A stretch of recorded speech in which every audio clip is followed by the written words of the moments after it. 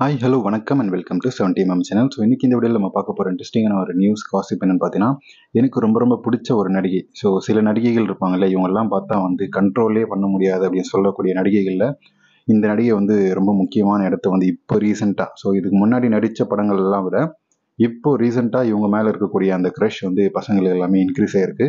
So அந்த நடிகை வேறு யாரும் கிடையாது, காஜல் அகர்வால். ஸோ அந்த க்ரஷ் இன்க்ரீஸ் ஆனதுக்கான காரணம் அது என்னன்றது எல்லாருக்குமே தெரியும். தெரியாதவங்களுக்கு அவங்களுக்கு கல்யாணம் ஆயிடுச்சு, குழந்தை இருக்குது. ஒரு ஆன்டி கேட்டகரியில் போய் காஜல் அகர்வால் இருக்கிறதால பசங்க எல்லாருமே வந்து காஜல் அகர்வால் மேலே பைத்தியமாக சுற்றிக்கிட்டு இருக்கிறாங்க.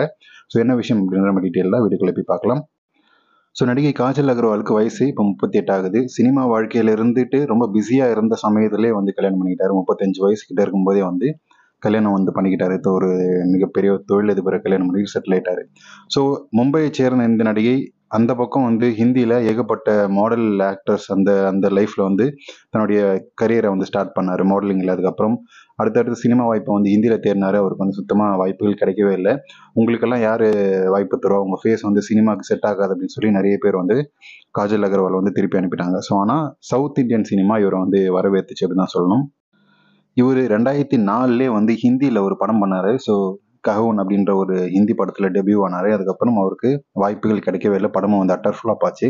ஸோ அதுக்கப்புறம் 3 வருஷம் கழிச்சு 2007 தமிழ் சினிமா தெலுங்கு சினிமாவில் இவருக்கு வாய்ப்புகள் வந்து கிடைக்க ஆரம்பிக்குது. சந்தமாமா, அதுக்கப்புறம் வந்து பழனி அப்படின்னு சொல்லி தமிழ் படத்துலையும் வந்து வாய்ப்பு கிடைக்கிது அந்த வருஷத்துலேயே.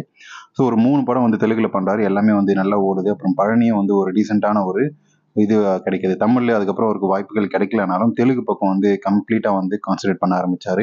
ஸோ தன்னுடைய கவர்ச்சியின் மூலமாக வந்து எப்படி ரசிகர்களை கட்டுக்குள்ளே கொண்டு வரணும் அப்படின்னு சொல்லி தன்னுடைய அழகை வந்து மொத்தமாக வெளிக்காட்டினார். ஸோ தெலுங்கு சினிமாவில் பொறுத்த வரைக்கும் கமர்ஷியல்னா அந்த கவர்ச்சி. ஸோ அந்த மாதிரி ஹீரோயின்ஸை வந்து சூஸ் பண்ணக்கூடிய தெலுங்கு சினிமாவில் இவரை போய் தொக்கா மாட்டினாரான்னு தெரில.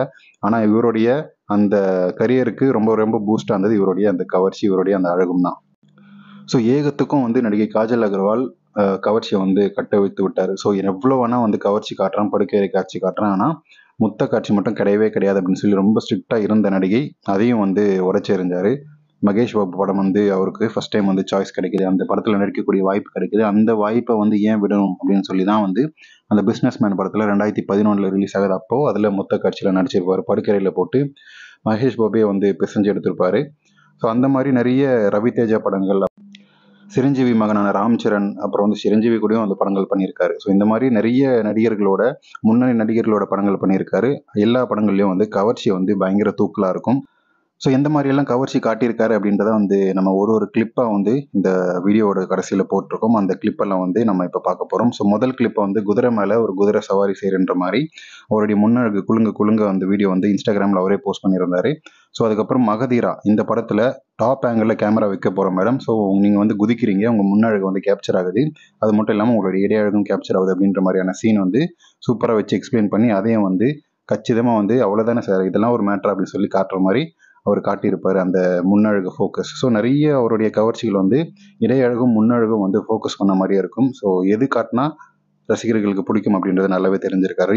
ஃபிலிம்ஃபேர் அவார்டுக்கு போகும்போது கூட தன்னுடைய கவர்ச்சியை வந்து குறையாமல் வச்சிருக்காரு. ஸோ இப்போ குழந்தை பிறந்ததுக்கப்புறம் வந்து சினிமாவில் ரீஎன்ட்ரி கொடுத்த இவர் தன்னுடைய கவர்ச்சியை வந்து ஏகத்துக்கும் காட்டிட்டு இருக்காரு. அதன் மூலமாக பட வாய்ப்புகள் இவருக்கு வந்து குவியுது அப்படி தான் சொல்லும். ஸோ இப்போ ரீசெண்டாக இருந்த பாலையா படமான கேசரி அப்படின்ற படத்துலையும் வந்து இவருக்கு வாய்ப்புகள் கிடைச்சிது. ஸோ அதில் வந்து தன்னுடைய ஃபேஸ் எக்ஸ்பிரஷனை வச்சு வேலையை முடிச்சார். அது மட்டும் இல்லாமல் இந்த வயசுலையும் என்னால் கவர்ச்சி காட்ட முடியும், கல்யாணம் குழந்தெல்லாம் வந்து செகண்டரி, ஸோ என்னுடைய சினிமா வாய்ப்புகளுக்காக என்னுடைய கவர்ச்சியை வந்து தக்க வச்சுக்கிறதுக்காக நான் ஒர்க் அவுட் பண்ணி என்னுடைய கவர்ச்சியை வச்சுருக்கேன் பாருங்கன்ற மாதிரி அந்த படத்தில் ஏகப்பட்ட கவர்ச்சி காட்டியிருப்பார், தன்னுடைய இடையழகும் காட்டியிருப்பார். ஸோ அவருடைய கவர்ச்சிகள் வந்து இன்னும் அதிகமாயிட்டு தான் போகும் அப்படின்றது என்னுடைய கமெண்ட்ஸ். ஸோ உங்களுடைய கமெண்ட்ஸ் காஜல் அகர்வால் பற்றி என்ன நினைக்கிறீங்க, அவங்க காட்டக்கூடிய கவர்ச்சி இப்போது எப்படி இருக்காங்க அப்படின்றது தான் வந்து முக்கியமான ஒரு விஷயம். ஸோ அதை பற்றி நீங்கள் என்ன நினைக்கிறீங்கிறத கமெண்ட் செக்ஷனில் மறக்காமல் சொல்லுங்கள்.